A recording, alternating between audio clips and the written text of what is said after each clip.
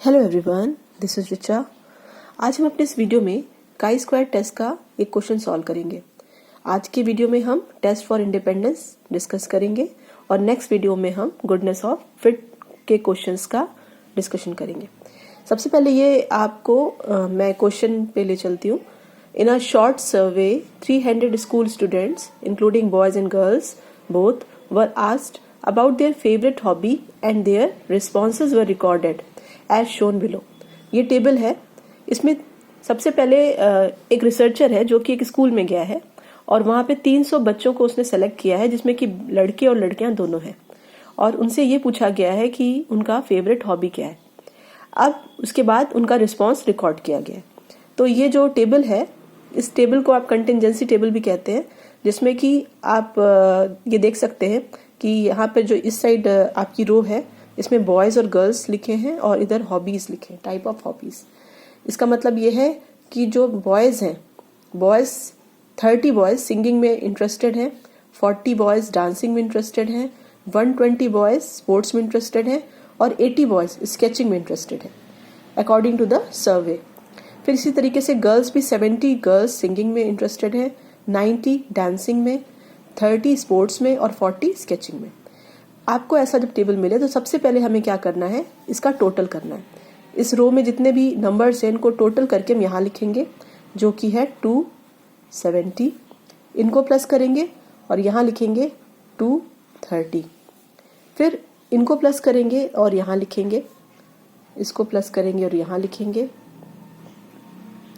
इसी तरीके से हम सारे टोटल कर लेंगे। तो टोटल जो ग्रैंड टोटल है हमारा वो है 500। अब इस क्वेश्चन को कैसे सॉल्व करना है, सबसे पहले ये क्वेश्चन में आपने देख लिया कि जो बॉयज और गर्ल्स थे उनका रिस्पांस क्या है। फिर इसमें लिखा हुआ है test the hypothesis that if there is a significant association between gender and favourite hobby or not at 5% level of significance. मतलब इस क्वेश्चन में ये बोला जा रहा है कि 5% लेवल ऑफ सिग्निफिकेंस पे ये टेस्ट करें हाइपोथेसिस कि क्या बॉयज और गर्ल्स जेंडर के बेसिस पे उनके हॉबीज की जो चॉइसेस हैं, फेवरेट हॉबी जो है उसमें सिग्निफिकेंट एसोसिएशन है या नहीं है। तो इसके लिए सबसे पहले हम स्टार्ट करेंगे स्टेटमेंट ऑफ हाइपोथेसिस से। तो जो पहला हमारा स्टेप होगा स्टेटमेंट ऑफ हाइपोथेसिस।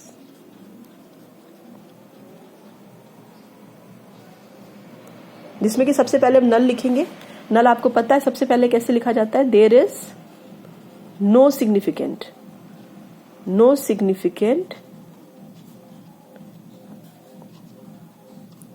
एसोसिएशन, क्योंकि काई स्क्वायर जो है वो हमें बताता है कि दो कैटेगरिकल वेरिएबल्स के बीच में एसोसिएशन है या नहीं।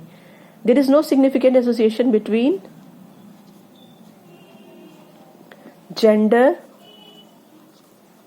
And favourite hobby. ठीक है। अब इसी तरीके से हम अल्टरनेटिव हाइपोथेसिस भी लिख लेंगे, जिसमें कि हम लिखेंगे देयर इज आ, नो की जगह पर आ हो जाएगा, there is a significant association between gender and favourite hobby. ठीक है। तो जब हम हाइपोथेसिस टेस्टिंग करेंगे तो जैसे कि हमने पिछले बार भी टी टेस्ट में और एफ टेस्ट में, एनोवा में आपने देखा कि हम कैलकुलेटेड वैल्यू को टेबुलेटेड वैल्यू से कंपेयर करते हैं। जब कैलकुलेटेड वैल्यू ज्यादा आती है तो अल्टरनेटिव हाइपोथेसिस हमारा एक्सेप्ट हो जाता है और नल रिजेक्ट हो जाता है, और अगर टेबुलेटेड ज्यादा हो जाए तो नल हाइपोथेसिस एक्सेप्ट हो जाएगा और अल्टरनेटिव हाइपोथेसिस रिजेक्ट हो जाएगा, और ये जो स्टेटमेंट हमने लिखा है वो प्रूव हो जाएगा। तो सबसे पहले जो हमने यहाँ पर टेबल देखी, इसमें क्या करना है, ये जो भी वैल्यूज दी हैं इसको हम कहते हैं ऑब्जर्व्ड वैल्यू।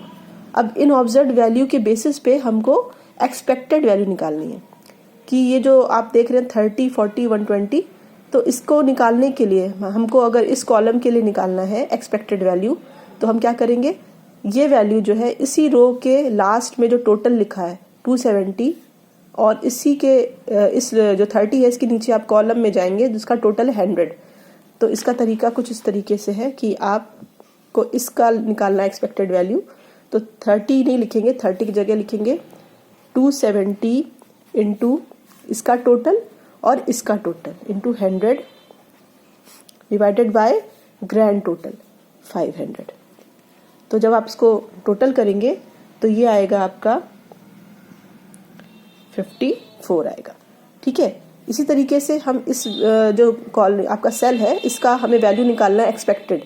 ये जो दिया हुआ है ये ऑब्जर्व वैल्यू है, अब हमें हर ऑब्जर्व वैल्यू के लिए एक्सपेक्टेड वैल्यू भी कैलकुलेट करना है। तो आपने पहले का कर लिया, अब दूसरे का करना है। तो क्या करेंगे, ये किस कॉलम किस रो में है उसके टोटल को देखेंगे और जिस कॉलम में है उसके टोटल को देखेंगे, इन दोनों को मल्टीप्लाई करेंगे 270 इंटू 130 और डिवाइड किससे करेंगे, ग्रैंड टोटल से। इसको जब हम करेंगे तो ये आ जाएगा हमारा 70.2। ठीक है, इसी तरीके से सारे का हम एक्सपेक्टेड वैल्यू निकाल लेंगे। थर्ड वाले के लिए हम क्या करेंगे, 120 है यहाँ पर, इसका जो रो है उसका आप टोटल देखेंगे 270 और कॉलम का टोटल देखेंगे 150।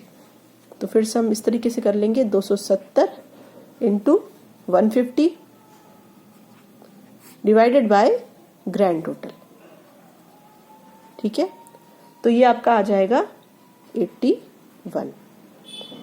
ठीक है, नेक्स्ट हमारा है 80 भी आपका देखिए 270 पे है और इसका टोटल 120। तो इन दोनों को मल्टीप्लाई करके डिवाइड करेंगे 500 से।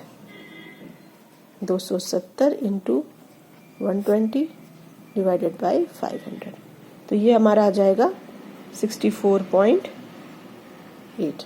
ठीक है, इसी तरीके से हम इस नीचे वाली जो वैल्यूज हैं इनको भी निकाल लेंगे और जब ये निकल जाएंगी तो हमें इस तरह की टेबल मिलेगी जिसमें कि हमें एक्सपेक्टेड वैल्यू लिखनी है।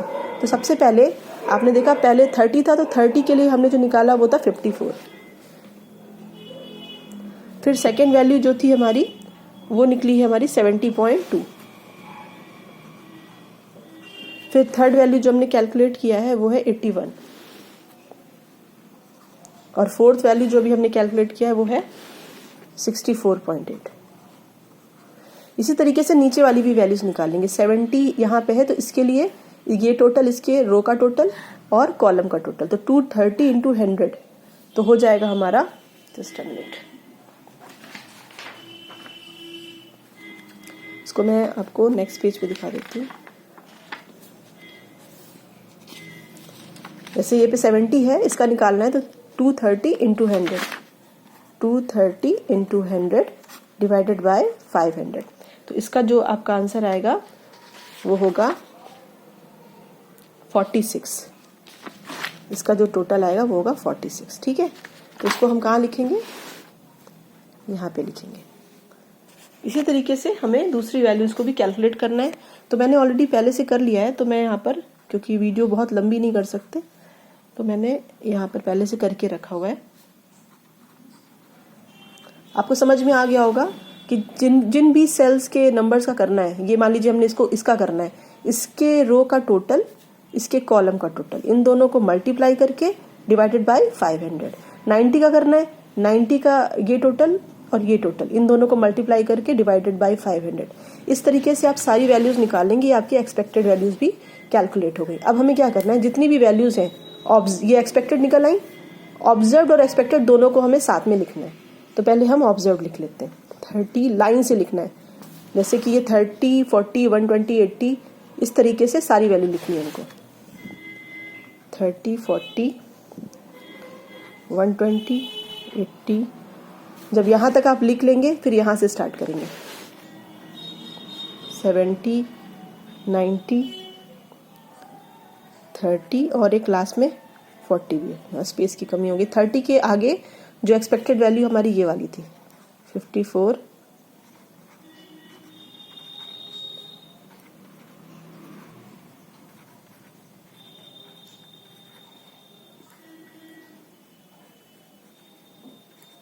इसके बाद हमें ऑब्जर्व में से एक्सपेक्टेड को माइनस करना है।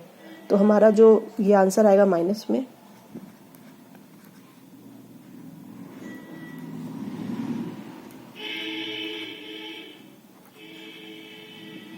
सब में से इसमें से इसको माइनस करके यहाँ पे लिखना है बगल में।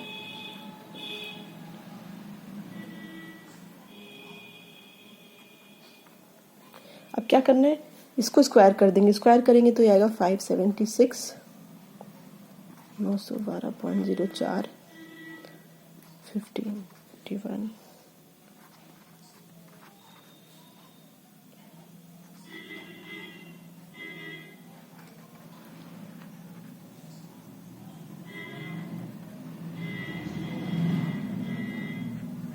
अब इसके बाद ये जो आपने निकाला, इस हर वैल्यू को डिवाइड करना है एक्सपेक्टेड वैल्यू को, मतलब से 576 डिवाइडेड बाय 54। तो जब आपका यहाँ पे आएगा 10.66 99 18.77 3.56 12.52 15.25 22.04 और 4.18। मतलब ये जो आप देख रहे हैं, ये वाली वैल्यू जो आपने मिली उसको डिवाइड करना है एक्सपेक्टेड वैल्यू से, तो हमें ये मिल जाएगा। इसको डिवाइड करेंगे इससे, इस तरीके से आप ये वैल्यू निकाल लेंगे, फिर इसको टोटल करेंगे तो हमारा जो वैल्यू आएगी वो हो जाएगी काई स्क्वायर कैलकुलेटेड, जो कि हमारी आ रही है 99.97। ये जो वैल्यू निकल रही है इसको कहेंगे काई स्क्वायर कैलकुलेटेड, और इसको आप ये भी कह सकते हैं कि summation of O minus expected का square divided by expected value. तो ये आपका क्या निकल आया, काई स्क्वायर कैलकुलेटेड। अब हमें नेक्स्ट स्टेप करना है, हमको चाहिए काई स्क्वायर का टेबुलेटेड वैल्यू। तो काई स्क्वायर की जो टेबुलेटेड वैल्यू निकालने के लिए आपको क्या चाहिए, डिग्री ऑफ फ्रीडम, और इसका जो फॉर्मूला है वो है कॉलम -1 रो -1। तो कॉलम आपका कितना है, यहाँ पर कॉलम देखिए 1 2 3 4, 4 कॉलम है और 2 रो है। तो हम क्या करेंगे, 4 - 1 2 - 1, ये हो जाएगा 3 × 1, तो ये आपका डिग्री ऑफ फ्रीडम हो जाएगा 3, और हमें लेवल ऑफ सिग्निफिकेंस मिला है 5%, जो ही है 0.05। तो जब हम इस पे कंपेयर करेंगे तो काई स्क्वायर टैब की वैल्यू मैंने निकाल ली है पहले से, वो है 7.815। इसको मैं नेक्स्ट वीडियो में आपको एक्सप्लेन कर दूंगी कि टेबल कैसे देखते हैं। फिलहाल अब हमें रिजल्ट की तरफ चलना है। रिजल्ट में हम क्या करेंगे, काई स्क्वायर कैलकुलेटेड और काई स्क्वायर टैबुलेटेड की वैल्यू लिखेंगे। कैलकुलेटेड की वैल्यू हमारी आ रही है 99.97, इसकी 7.815। अब आप देख सकते हैं कैलकुलेटेड ज्यादा है, तो इसका मतलब ये हुआ here chi square cal is greater than chi square tab, hence alternative hypothesis is accepted और नल हाइपोथेसिस इज रिजेक्टेड। तो इसका क्या मतलब हुआ, जो हमारी स्टेटमेंट थी अल्टरनेटिव हाइपोथेसिस की वो प्रूव हो गई। क्या चीज थी, हमने लिखा था यहाँ पर कि अल्टरनेटिव हाइपोथेसिस में there is a significant association between gender and favourite hobby. इसका मतलब कि बॉयज और गर्ल्स के जेंडर के बेसिस पे उनकी हॉबीज में चेंज हो पाया गया इस सर्वे के हिसाब से। ठीक है, तो मतलब अगर बॉयज है तो उनकी डिफरेंट हॉबी है, गर्ल्स है तो उनकी डिफरेंट हॉबी है। तो ये रिजल्ट हमारा यहाँ पर हमें मिला। तो आज की वीडियो में इतना ही। Thank you so much.